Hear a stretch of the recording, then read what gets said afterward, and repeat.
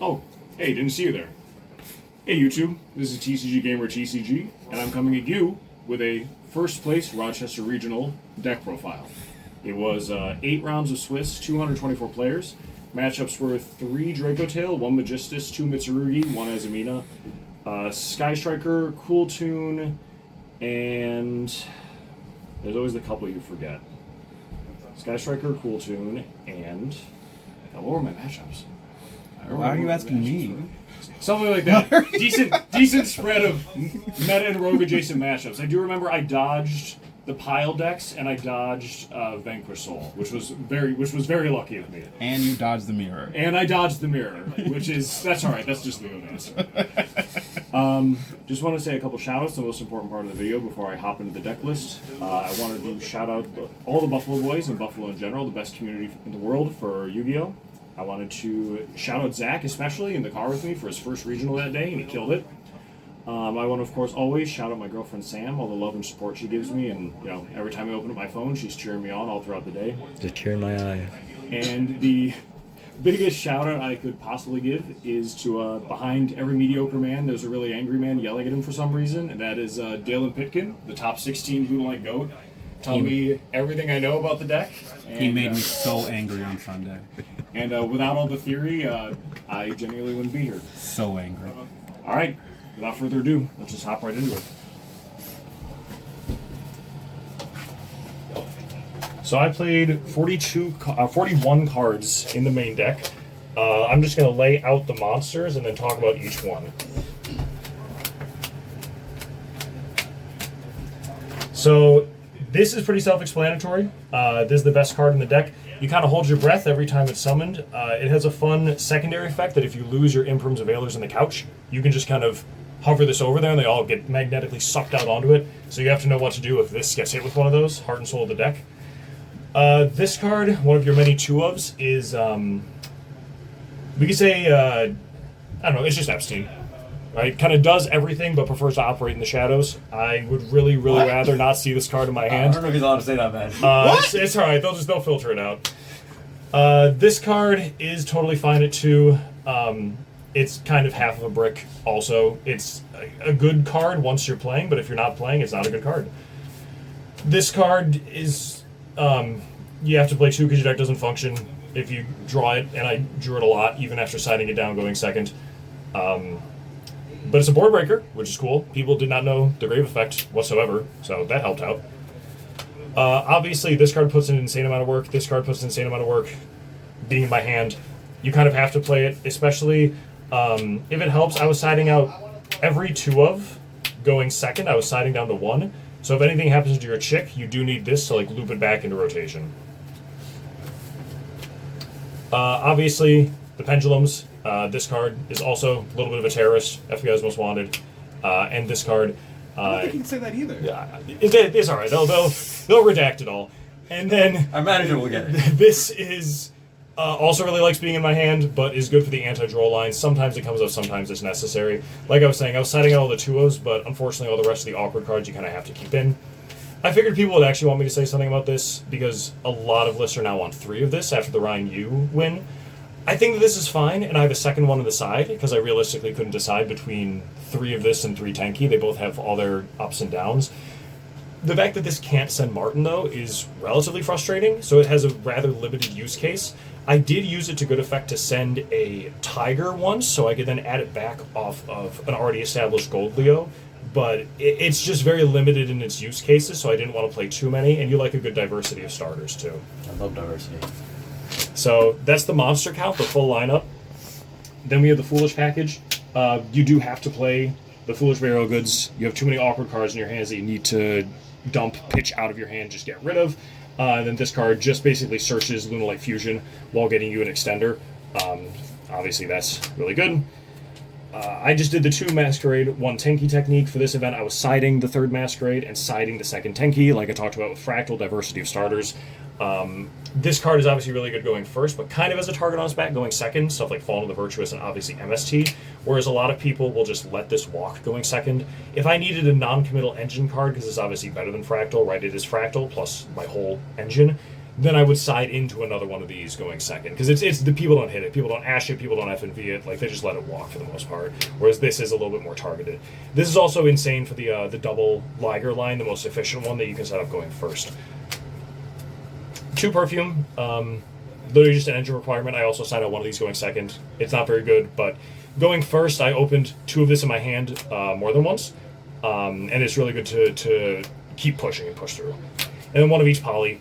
I really wish that this card were treated as polymerization, but no such luck. I also really wish this card were a Lunalite card, but you know, we can't have everything that we want. This was a misplay. This should have been just a common. I fortunately didn't draw it. Show the hollow. Yeah, here we go. We'll show the hollow. Realistically, I didn't draw it as much as I usually do. Yeah, I have a comment for today, surely. Okay. Or maybe something. You know, sorry, I'll put it back in. He doesn't. So I didn't draw this as much as I usually do over the weekend, fortunately. That's probably why I got as far as I did. I literally changed a card in my extra deck, and I'll talk about that, just because I used to draw this card so much. The non-engine, that's kind of like the big dispute point of this deck. Some people play 12 hand traps, some people play 15, some people play board breakers. I think that hand traps are just the way to go. All you have to do is weaken their board a little bit. Obviously, I'm not going to explain these. These are just self-explanatory. Imperm is just good into everything. The point of my non-engine was game 1, I wanted to be good into everything. Like I said, I could trust my engine. All I had to do was weaken their end board a little bit, and then I could usually just kill them, like double Liger them. And then again, same thing, good into everything. Certain things that this is mediocre into, like the Radiant Typhoon or maybe the Vanquishable Canine deck, that was another one I played, pure Radiant Typhoon, just remembering that now. So I can take these out if necessary, but again, coverage. And then the only quote-unquote spice card, this was not spice, this card was just awful.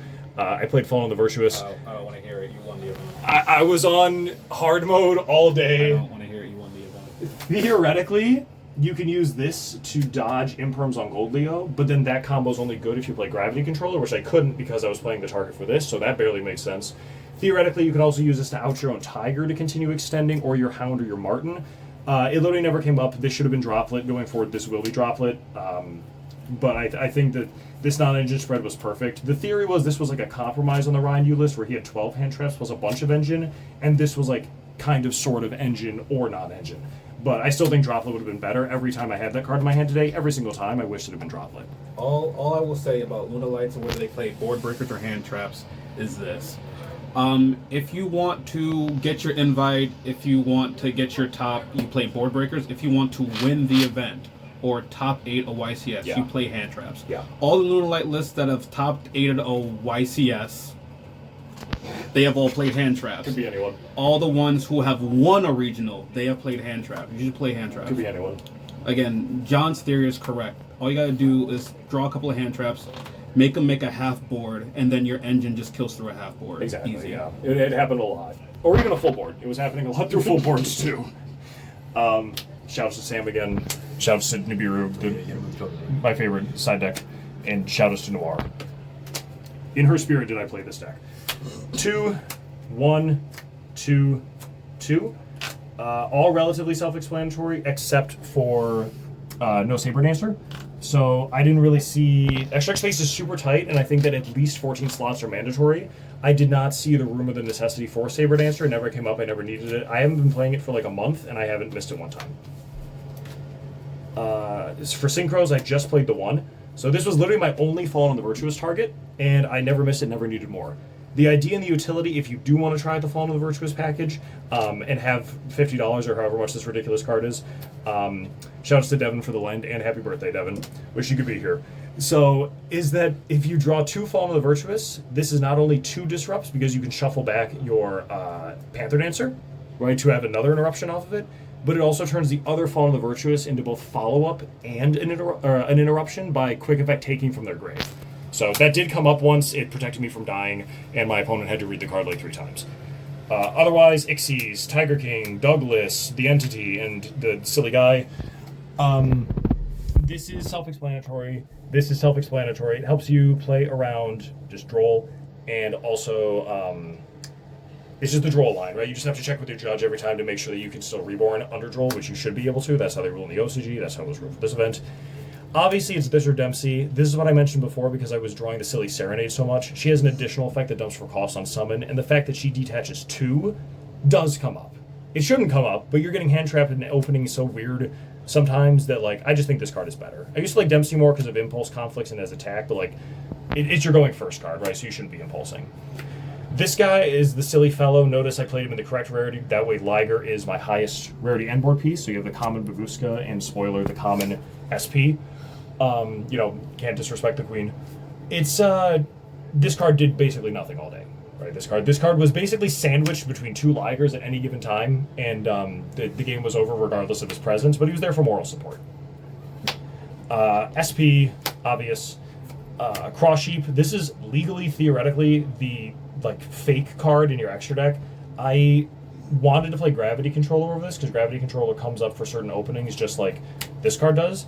This comes up if you open Gold Leo plus the Perfume Dance, the Lunalight Perfume. That never came up all day. This came up once to make SP and break a board, so it does help. I like having this card in. If I had more advanced notice to figure out the exact combo, I kind of thought of it last minute, this probably would have been Gravity Controller, but she just really helps through like those sequences of hand traps and to just keep stalking the chick. Could have at least tried it. And then finally, to just round it all out, the side deck, which I almost never used. So full disclosure, I was siding about no more than 4 cards at any given time. I would take out all my 2-ofs, so like Hound, Chick, Sheep, and Perfume, because they're all really bums going second. I would take out hand traps that were non-applicable in the matchup. I mentioned the Impulse into the pure MST deck. But then otherwise, I got punished on this deck a lot when I first started playing it because I would take out too many cards and just open not enough engine. Trust your engine. Like Following the Virtuous and that sort of thing. Or Foolish Burial Goods and that sort Go of shit thing. yourself. I don't think you can say that either. Yeah, I can. You can say anything. He's not making money off of this. You have to trust your non-engine in this deck, or your engine in this deck, or you're going to have problems, right? It's a big, clunky fusion deck, so you have to play into it. So for the side cards, the one of Fractal, this makes 2. The one of Tenki, this makes 2. Again, theoretically, I could have prioritized 1 and 1. This one's really bad into Droll, but good into everything else, except for maybe MST. This one's really bad in terms of it can't send that much stuff, and it's bad into Ripper. But so I balanced them out, and it was fine. And then the one Masquerade. Theoretically, I wanted this in my main. That's probably something I'd change going forward. Just bump it to 42, put this in the main. It's just a really strong. Dumping Martin is just insane.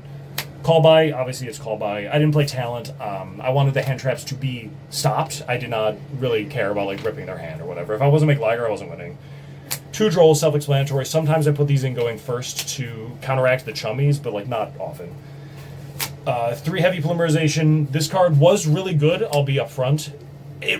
I think people put a little bit too much stock in this card. I think the only games that this card should be winning for you are the games that were impossible to win otherwise. If you should always try to combo first, and then save this along the line for if you as the fear factor card, or if you just force everything out.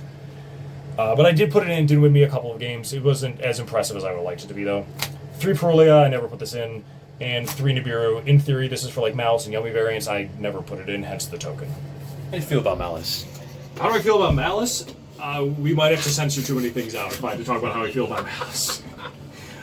So that does it for the deck profile. That'll be TCG Gamer TCG signing out. Thank you to everyone in Buffalo once again, and thank you for the deck profile. I don't want to hear you complain.